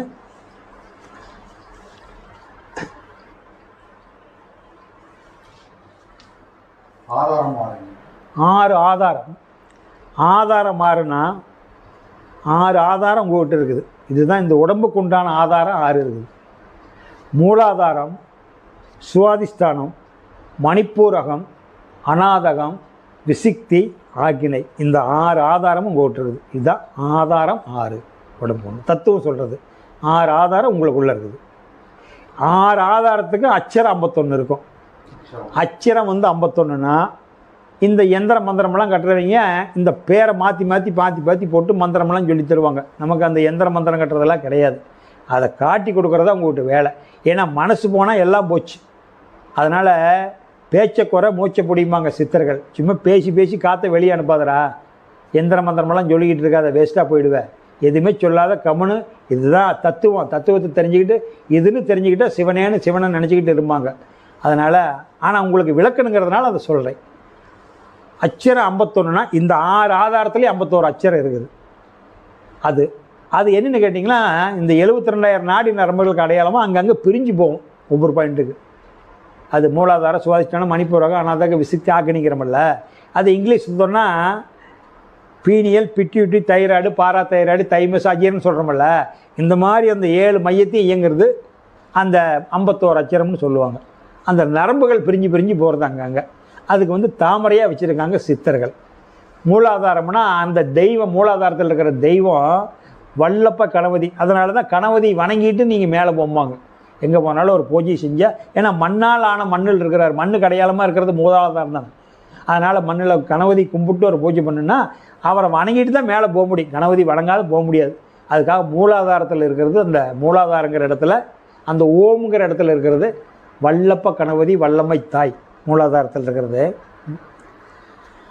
சுவாதிஷ்டானத்தில் இருக்கிறது பிரம்மா சரஸ்வதி தெய்வத்தை சொன்னான்.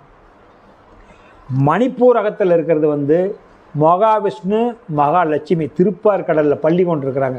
இந்த உடலுக்கு கடல் உடல், உடலுக்கு கடல் உடல், உடல் பகுதி திருப்பார் கடலில் பள்ளி கொண்டிருக்கிறார்.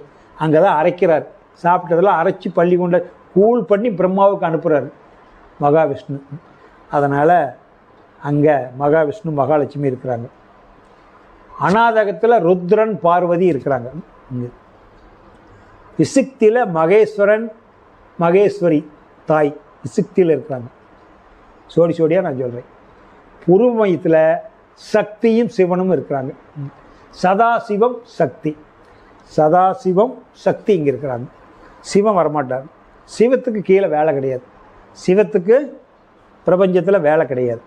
அவர் இருக்கக்கூடிய இடம் அந்த சிவசிவான்னு சொன்ன பாருங்கள் பஞ்சாட்சரத்தில், அங்கே வரமாட்டார். அவரால் அனுப்பப்பட்ட ஐவர், அவரால் அனுப்பப்பட்ட ஐவர், அவர் வரமாட்டார். மேலோகத்தில் தான் சிவனேன்னு இருப்பார். அவரால் அனுப்பப்பட்ட ஐவர் யார்? சிவசிவான சிவ மேலேயே இருக்கிறார். சிவ வரமாட்டார். சிவத்தினால் அனுப்பப்பட்ட ஐவர் சதாசிவம், மகேஸ்வரன், ருத்ரன், மகாவிஷ்ணு, பிரம்மா. இந்த 5 பேர் உங்களை பாதுகாக்கிறாங்க. இதுதான் ரைட்டு. இது வந்து இதுக்கு 51 அச்சரம்னு கேட்டிங்கன்னா, இப்போ மூலாதாரத்தில் இருக்கிறது 4 தாமரை, சுவாதிஷ்டானத்தில் இருக்கிறது 6, நீங்கள் கூட்டிக்கிங்க. மணிப்பூரகத்தில் இருக்கிற தாமரை 10, அநாதகத்தில் இருக்கிறது 12, விசுக்தியில் இருக்கிறது 16, புருமைத்தில் இருக்கிறது 2, மொத்தம் 50 அச்சரம். இந்த 50 அச்சரமாக ஒன்று சேர்ந்து இந்த 6 மையத்துக்கிட்ட வரும்போது 50. இந்த 50 7வது மையத்தில் சொர்க்க வாசலுக்கு போகிறதுக்கு, சொர்க்கம் வாசலுக்கு போகிறதுக்கு, இதுதான் சொர்க்க வாசலுக்கு போகிறது. பிரம்மரந்தரம். பிரம்மரந்திரம்னா பிரம்மம்னா தெய்வம் வெளியே இருக்குது, அந்தரம்னா ஓட்டை இருக்குது. இங்கே ஒரு ஓட்டை இருக்குது, பேர் அது அந்தரம். இந்த மர வேலை செய்கிறவங்களாம் சொல்லுவாங்க, அதை கவர் முறுக்குவாங்க, அந்தரக்கட்டைன்னு சொல்லுவாங்க. தமுரூசின்னு சொல்லுவாங்க, அந்தரக்கட்டைன்னு சொல்லுவாங்க. கவர் இழுத்தா ஓட்ட போடுறதில்ல, அதுக்கு சித்திரர்கள் அந்த பேரை வச்சுருக்காங்க. இங்கிலீஷில் சொன்னால் ட்ரில் பிட்டுங்களாம். அந்த ட்ரில் பிட்டு கிடைஞ்சதுன்னா ஓட்டையாவதில்ல. அப்போ இது பிரம்மரந்திரம்னா இந்த ஓட்டை வழியாக நீங்கள் வெளியே போகணும் கடவுள்கிட்ட. எது போகும்? உடம்புல மனசு தானே போகும். அதுதானே உடம்புல உறுப்பு இல்லை. உறுப்பு இருக்கிற பொருள் எப்படி போகும்? காது ஒட்டிக்கிட்டு இருக்குது, கண்ணு ஒட்டிக்கிட்டு இருக்குது, இது எப்படி வெளியே போகும்? இதையெல்லாம் இயக்கிறதில்ல மனசு. அது வந்து பூந்துது, மறுபடியும் அது வெளியே போகுது. அதை பிடிச்சிக்கிட்டிங்களா அதோட போயிடலாம். இல்லைன்னா உங்களை போட்டு போயிடுவான், அனாதையாக போட்டு போயிடுவான். மறுபடியும் இன்னொரு பிறப்பை எடுக்கணும். அவனை கெட்டியாக பிடிச்சிக்கிட்டிங்களா அவனோட அடக்கார காலத்தில் மேலே போயிடலாம். இதுதான் ஜீவ பிரம்ம ஐக்கிய முக்தி. பிரம்மரந்திரத்தை வழியாக அங்கே போகணும், அந்தரத்து வழியாக பிரம்மனுடைய நிலைக்கு போகணும். அது காலப்போக்கில் பயிற்சியில் புரிஞ்சுக்குவீங்க. இந்த 50 6வது மையத்தில் 50 ஒன்று சேர்ந்து 50 அச்சரம் ஒன்று சேர்ந்து 2 ஒன்று சேர்ந்து அர்த்தநாரி. ஆண்னா ஆன்மா, நாரினா பெண்ணு. ஆண்னா சிவம், நாரினா சக்தி. சிவனும் சக்தி ஒன்று சேர்ந்து 2 பேர் ஒன்று சேர்ந்து தானே அணுவாக வந்தாங்க. 2 பேர் ஒன்று சேர்ந்து மறுபடியும் பழையபடி வெளியே போயிடுறாங்க. 50 சேர்ந்து அந்த ஆன்மாவாக வெளியே போகிறதுக்கு பேர் தான் 1. 51 அச்சரம். இதுதான் 51 அச்சரம் உங்களுக்குள்ளே இருக்குது. அடுத்து உங்கள்கிட்ட உணர்கருவி 5 இருக்குது. ஏன்னா ஏன் இதெல்லாம் போட்டிருக்கிறேன்னா, முதல்ல உங்கள் உடம்புக்குள்ளே இத்தனை விஷயம் இருக்குதுன்னே தெரிஞ்சுக்காதையே நம்ம வாழ்ந்துட்டுருக்குறோம். அதனால தான் அந்த தத்துவம் 96ன்னு போட்டிருக்கிறாங்க. சித்தர்கள் சொல்லியிருக்கிறாங்க 96 தத்துவம் தாப்பா உடம்பு. இந்த 96 தத்துவத்தையும் அறிஞ்சு இதை விட்டு வெளியே போயிட்டீங்கன்னா நீ முக்திக்கு போயிடலாம்.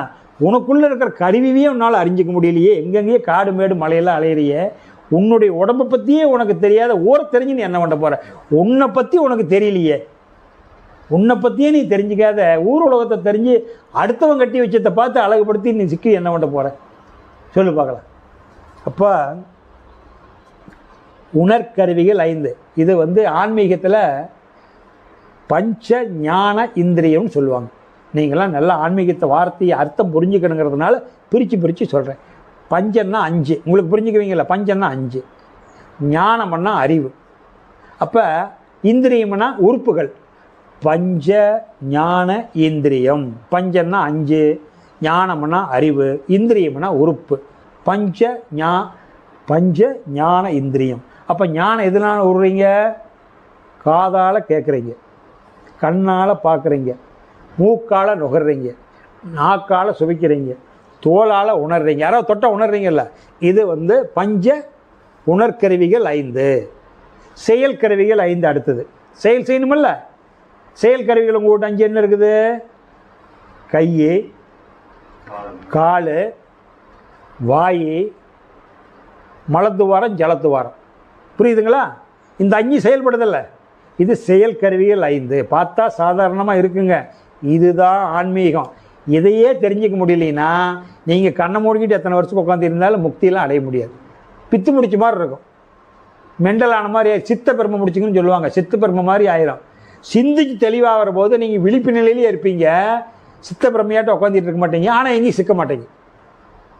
விழிப்பு நிலையில் இருப்பீங்க, இதெல்லாம் தெரிஞ்சவன், ஆனால் எங்கேயும் சிக்க மாட்டான். பைத்தியம் முடிச்ச மாதிரி போய் உட்காந்துக்கிட்டு சித்த பெருமை முடிச்சுக்காது, அது தேவையில்லை. அது ஒரு நிலை, அது நமக்கு தேவையில்லை. எல்லாத்தையும் தெரிஞ்சு ஆனால் எதுலேயும் சிக்காது இருக்கணும். அதுதான் தூங்குற போது நீங்கள் எந்த நான் செய்கிறதில்ல. நைட்டுங்க 10 மணிலேருந்து காலையில் 6 வரைக்கும் நான் எந்த வேலையும் செய்யறதில்லைங்க. யாருக்கும் தொந்தரவு கொடுக்குறது இல்லைங்க. அதான் நீ செத்த படமாக கிடக்கிற, எப்படி தொந்தரவு கொடுப்ப? எந்திரிச்சதுக்கப்புறம் நைட்டு படுக்கிற வரைக்கும் நீ விழிப்பு நிலையில் இருக்கிறியா? அப்படி இருக்கணும். தூங்குற போது நீ யாருக்கும் தொந்தரவு கொடுக்குறதில்ல, அது என்ன பிரயோசனம்? நீ விழிப்பு நிலையில் இருக்கும்போது தொந்தரவு கொடுக்காது இருக்கணும், அதுதான் முக்கியம். அப்போ இதை என்ன பண்ணுவாங்கன்னா பஞ்ச கர்மா இந்திரியம்.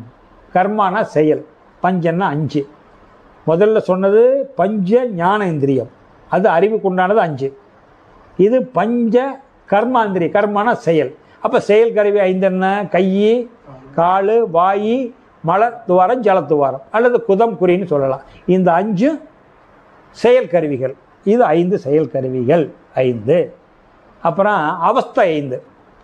அவஸ்தை 5னா உங்களை மனசு படாத பாடுபடுத்துதப்பா, நான் படாத அவஸ்தைப்பட்டுட்டப்பா, அவஸ்தைப்பட்டுட்டப்பா, என்னால் அவஸ்தைன்னு சொல்கிறோமில்ல, ரொம்ப அவஸ்தைப்பட்டுட்டேன், ரொம்ப அவஸ்தைப்பட்டு போயிட்டேன்னு சொல்கிறோமில்ல.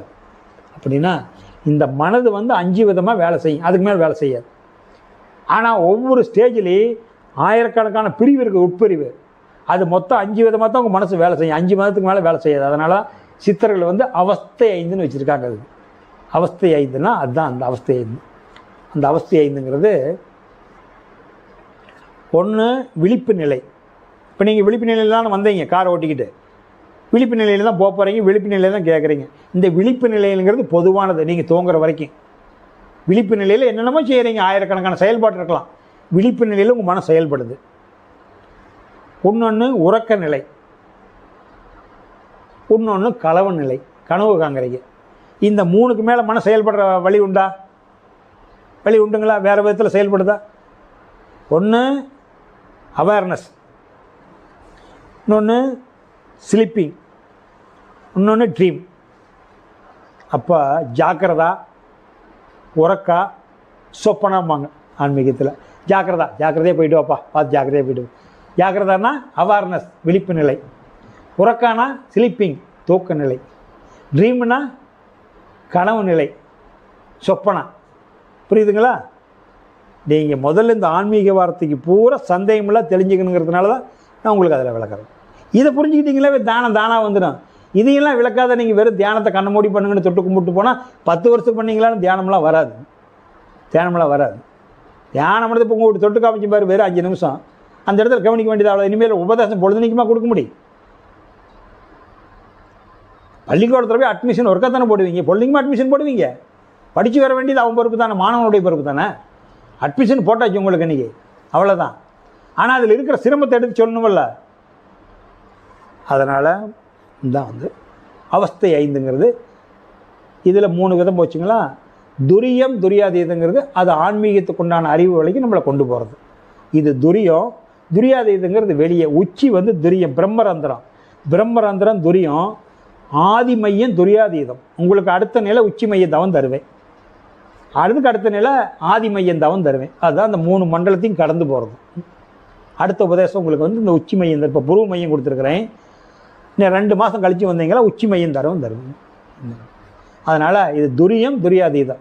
அப்போ அவஸ்தை 5ன்னா ஒன்று விழிப்பு நிலை, இன்னொன்று உறக்க நிலை, இன்னொன்று கனவு நிலை, 4வது துரியம், 5வது துரியாதீதம். இது மனதனுடைய மன செயல்படும் விதம் 5. அது 3 வந்து சராசரி மனிதர்களுக்கு உண்டானது. 4, 5 உங்கள் மாதிரி தவத்துக்கு வந்தவங்களுக்கு மட்டும்தான் தெரியும், மற்றவங்களுக்கு தெரியாது, அது பயன்படாது. இந்த 3ஓட முடிஞ்சு போயிடுவாங்க. அதுதான் அவஸ்தை 5. அந்த கரணம் 4. அந்த கரணங்கிறது என்னென்னா சித்தம், புத்தி, அகங்காரம், மனசு. இதுதான் அந்த கரணம். கரணம்பாங்க. வள்ளலார் கர்ண ஒழுக்கம் வேணும்பார். கர்ண ஒழுக்கம் வேணும் அப்படிம்பார். வள்ளலார் படத்தில் எழுதியிருந்தீங்களா? கர்ண ஒழுக்கம் வேணும்பார். அப்போ மன ஒழுக்கம், மனதால் ஒழுக்கம் இருக்குன்னுபார். அந்த கரணம்னா அந்த கரணம் 4. ஒன்று சித்தம், அது ஆன்மா. இன்னொன்று புத்தி, அது உயிர். இன்னொன்று அகங்காரம், 4 மனசு. மனசுக்கு நம்ம பண்ணுற சேட்டைக்கு சம்மந்தம் கிடையாது. மனசுக்கு நம்ம பண்ணுற சேட்டைக்கு மனதனுடைய வேலை என்ன? அந்த பூவாக மொக்கா இருந்ததுன்னா பிரச்சனையே இல்லை. பூ பாட்டுக்கு பூ, அந்த பூ கம்முன்னு இருந்ததுன்னா அப்படியே இருக்கும் ஒரு வருஷம் நாள். அந்த பூ வெடிக்க ஆரம்பிக்குது வேறு, வாசம் வெடிச்ச வாசம் வந்துருமில்ல. வெடிக்காது இருந்தால் வாசம் வராது. அது வெடிச்சதுன்னா வாசம் வந்துருதில்ல. அது வெளிப்படுத்துறதுக்கு பேர் என்ன? மனம். பத்து குச்சி பத்தாவது இருந்ததுன்னா மனம் வருமா? அது அகங்காரம். என்னை 10 சொல்லுது. 10 சும்மா வச்சுட்டு இருக்கிற 10 எதுக்கு வாங்கிட்டு வந்த? 10 அட சும்மா கம்முன்னு சத்தியம் அமைதியார், அப்படியே இரு. 10னா நீ எரிஞ்சு வீணாக போயிடுவேன். 10னா எரிஞ்சு வீணாக போயிடுவேன், கம்முன்னு அப்படியே இரு அப்படின்னா அதெல்லாம் முடியாது. 10 எரிஞ்சு போச்சு, 5 நிமிஷத்தில் எரிஞ்சு நாசமாக போச்சு. முடிஞ்சுதா? அப்போ வெளிப்படுத்துறதுக்கு பேர் மனம். மனசு தங்கமான மனசுங்கிறாங்களா? அவர் தங்கமான ஆளப்பா, அவர் மனசு தங்கமான மனசுங்கிறாங்களா? தங்கமான அகங்காரம்னாரா சொல்கிறாங்களா அகங்காரத்தை? அப்போ நீங்கள் அடக்க வேண்டியது எது?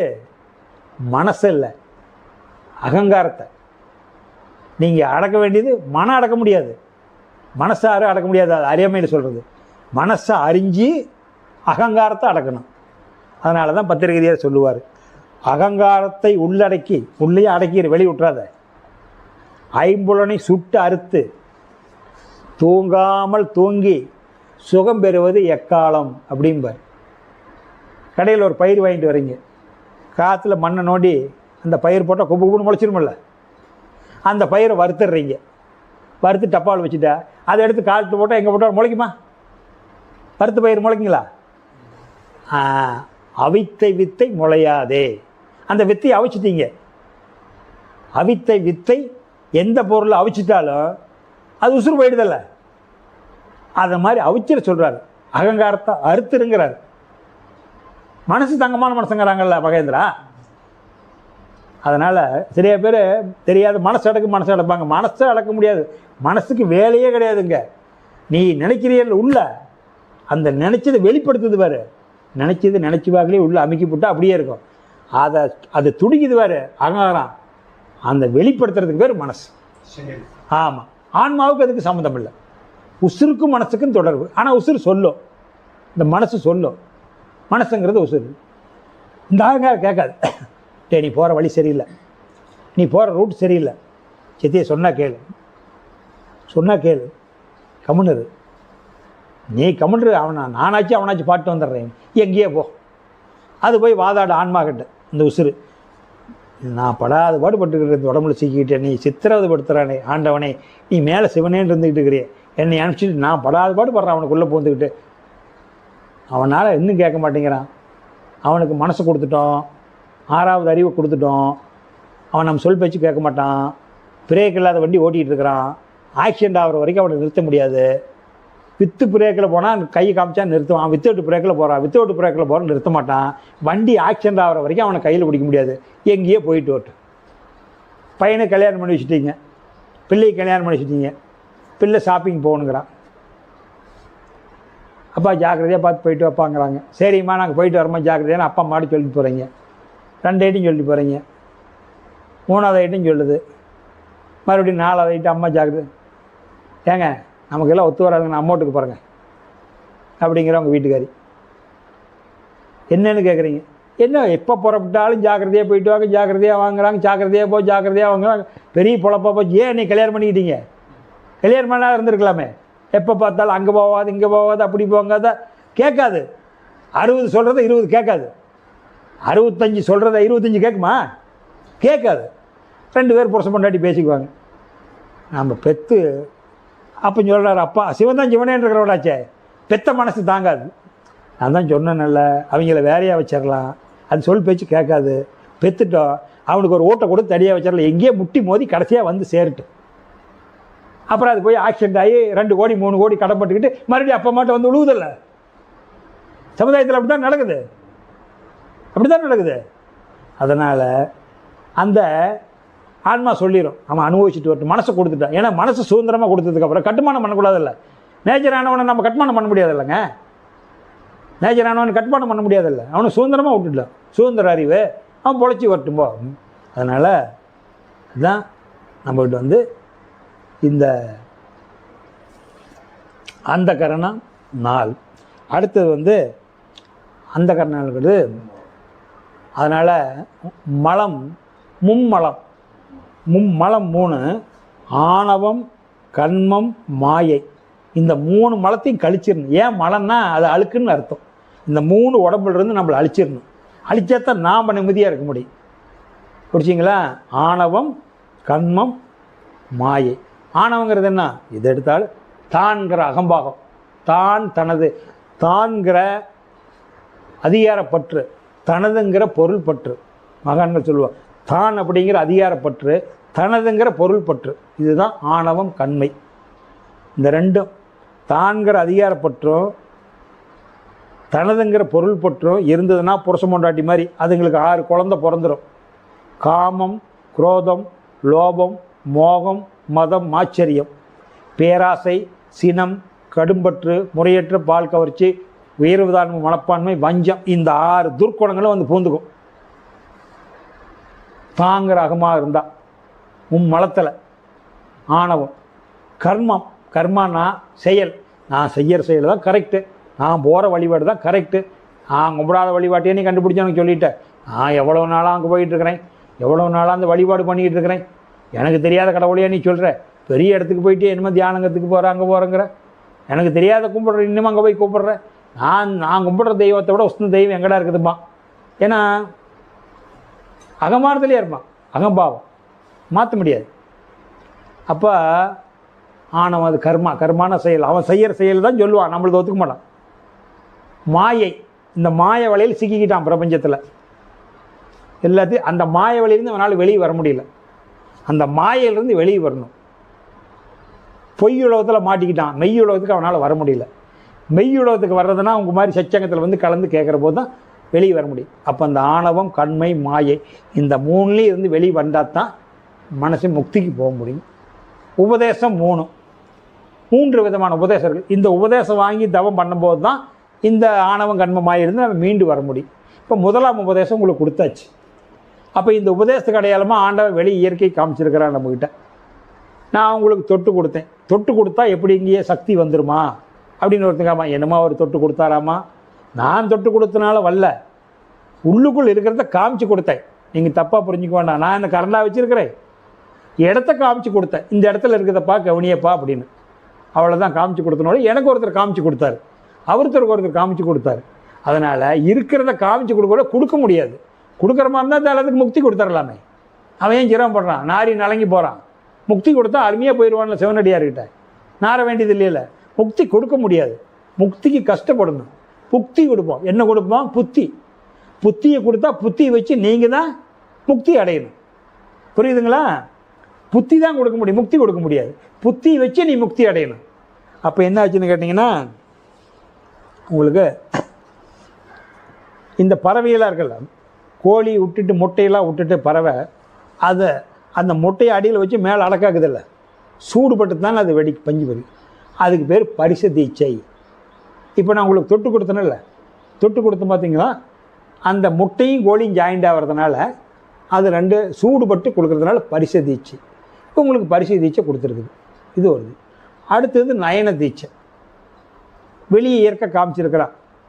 கண்ணில் மகான்கள் போய் பார்த்தா அவர் கண்ணை பார்த்தப்பா, சாமி கண்ணை பார்த்து ஆபரேஷன் ஆசீர்வாதம் பண்ணார், அவருடைய கண்ணை பாருங்கிறாங்கல்ல, கண்ணில் தானே பார்த்தா ஆசீர்வாதம் பண்ணுறாங்க, கண்ணில் ஆட்டுறது. அப்போ அந்த மீன் இருக்குல்ல, மீன் பறவையெல்லாம் கூடு கட்டிக்குது எல்லாம். அந்த மீன் வந்து மொட்டை விடும்போது தண்ணியில் அந்த வெளியே மொட்டை வரும்போது அந்த மொட்டையை பார்த்து உடனே கண்ணால் பார்த்துச்சுன்னா அது வெடித்து அப்போவே போகும். டிஸ்கவரிலாம் போட்டு பாருங்கள் தெரியும். அப்போவே முட்டையில் பார்த்தோன்னே முட்டை வெடித்து போயிருங்க, கொஞ்சம் போயிருங்க. அப்போ சக்தி எங்கேருந்து போகுது?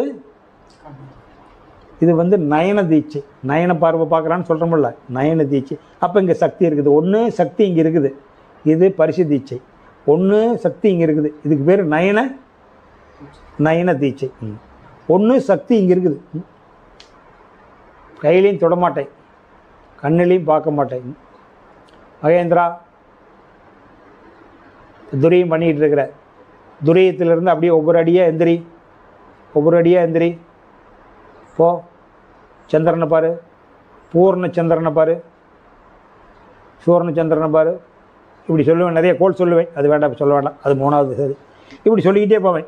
கையிலையும் தொடுறதில்ல, தொட்டும் கொடுக்கறதில்ல, மனதால் போ. இதுக்கு பேர் ஞான தீட்சை, பரிச தீட்சை, நயன தீட்சை, ஞான தீட்சை.